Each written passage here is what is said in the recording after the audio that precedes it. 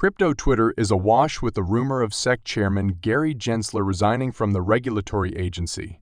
Pro-Excerpt attorney John Deaton commented on the rumors, saying Ripple Labs has stated its dissatisfaction with the SEC's request for an interlocutory appeal in court, joined by its senior executives, Brad Garlinghouse and Chris Larson. Ripple claims that the present court verdict does not support an appeal and points to the SEC's selective regulation of the cryptocurrency sector.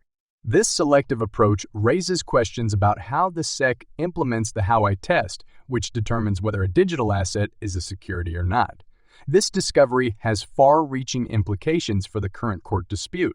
The SEC identifies no prejudice that it would suffer in being required to try the allegations that it brought and has maintained against Mr. Garlinghouse and Mr. Larson for nearly 3 years, according to a portion of the petition released by attorney James A. Key.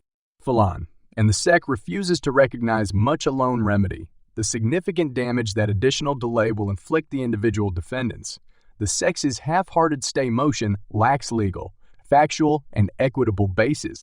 According to attorney Fred Rispoli, Judge Torres is unlikely to grant the SEC's motion. He claims that not only does the legal analysis back Ripple, but there is also serious worry about possible injury to people such as Brad Garlinghouse and Chris Larson, rather than merely the firm. He compares this to the entitlement to a prompt trial in criminal matters. He goes on to say that the only way Judge Torres might certify the appeal is if she sees the matter as very political and wants not to get too engaged. In such a case, she may choose to refer it to the Second Circuit, enabling them to determine whether or not to grant the appeal, thereby putting the decision in their hands. According to Rispoli, Judge Torres does not support this technique. The SEC is requesting an interlocutory appeal, claiming that the Ripple case poses fundamental legal issues with far-reaching repercussions for the entire digital asset market. Ripple has countered with many arguments.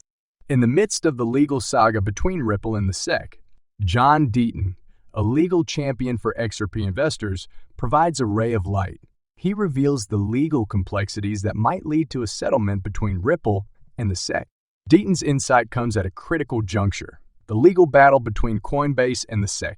If the court rejects Coinbase's request, the regulatory environment for token sales, including XRP, might change substantially. A rejection like this would erode the SEC's power to appeal, pushing the agency toward a settlement with Ripple.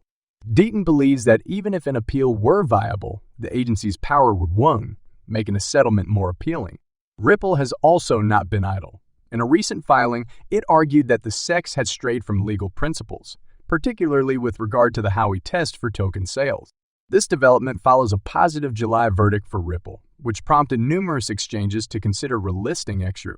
A settlement between Ripple and the SEC might not only pave the way for XRP, but it could also have an impact on the larger cryptocurrency industry, setting new precedents. If the move to dismiss is granted, the future for Ripple and Coinbase appears more bright.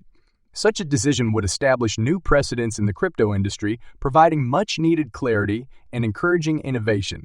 Clive Thompson, a well-known investment manager, expressed an extraordinarily enthusiastic perspective of Ripple and its native cryptocurrency, XRP, in a recent live-streamed conversation with Black Swan Capitalist founders Verson and Vendel Al-Jara. The revelations come at a critical juncture since Ripple just won a partial legal win against the U.S. Securities and Exchange Commission, SEC. For those who are unfamiliar, the SEC is the regulatory entity in charge of securities in the United States. The continuing legal dispute with Ripple is about whether XRP should be categorized as a security.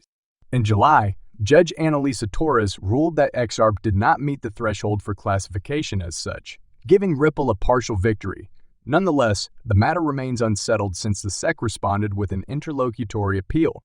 Thompson sees the complexities of this legal issue as a two-edged sword. On the one hand, the ambiguity surrounding regulatory frameworks poses issues for the Bitcoin industry as a whole. On the other hand, he believes that this uncertainty unwittingly creates a canvas for innovative technologies like as Ripple to demonstrate their potential. Thompson extends this line of thinking by drawing comparisons between Ripple's prospective development trajectory and the phenomenal success of technological behemoths like Amazon, Google, and Apple. He believes Ripple will become so entrenched and vital that any efforts by the SEC to limit its activities would be useless. The wealth manager's bullish viewpoint is consistent with Verson's statements during the interview, in which he said that the most likely regulatory conclusion would be a balance between Thompson gives credibility to Judge Torres's order and expresses optimism that Ripple would defeat the SEC's continuing appeal. His vision depicts Ripple as more than just a player in the financial technology space, but as a cornerstone capable of standing shoulder to shoulder with some of the world's most influential businesses. The legal battle between the U.S. Securities and Exchange Commission, SEC, and Ripple Labs continues to develop new plot points. It's important to remember that the SEC sued Ripple for the unauthorized distribution of XRP in the form of security. In addition, Judge Torres determined that XRP does not meet the definition of a security. The SEC has started a move to file an interlocutory appeal addressing programmatic and other sales of XRP as the trial approaches to determine whether Ripple CEO Brad Garlinghouse and Executive Chairman Chris Larsen assisted Ripple in selling XRP to institutional investors. It was in that document that the SEC shifted its tone, calling XRP nothing but computer code with no inherent value and stating that it had no interest in reviewing the underlying asset. Regulators in the United Kingdom have joined others who say cryptocurrencies have no true worth. However, as noted by cryptocurrency expert and attorney Bill Morgan, the SEC is now arguing before courts to have them rule that cryptocurrencies are not commodities. He notes that the SEC would be very dissatisfied if Judge Torres were to classify the Gram token as a commodity. Morgan says the SEC is trying to streamline its operations by having the courts rule that cryptocurrencies fail the Howard test for lack of intrinsic value. This implies that issuers of cryptocurrencies will have to find some practical use for them. Therefore, the third Howey pillar is met, and investors may place their trust in the results. The value and price growth of cryptocurrencies would be null and void without them. Since XRP's worth is contingent on its attributes and the XRP ledger XRPL, Morgan argues that this method is incorrect. The Australian attorney contrasts the view that this is a new rail for the international payment system with one that compares it to wheels. Their worth comes from being put together, much as wheels did, and that's why they were able to revolutionize the globe. The SEC's apparent effort to treat Bitcoin and other cryptocurrencies differently raises the issue of why. The SEC has totally lost sight of its goal and purpose, according to another senior attorney in the industry, John E. Deaton. Although the SEC's position that XRP is a security has been supported by a memo from 2018, Deaton believes that this letter does not confirm the SEC's position since it is not public. Years of ambiguity ensued as Ripple sought clarification from the SEC, only to be instructed to keep talking to his staff about that and ultimately given the runaround. After the document was released, Bill Hyman famously argued that Ethereum and Bitcoin were not securities. CEO Brad Garlinghouse at the time said, "Ripple is living in purgatory." Many believe that the lawsuit and the SEC's continuing enforcement activities against Ripple and XRP are to blame for the cryptocurrency's lackluster price performance.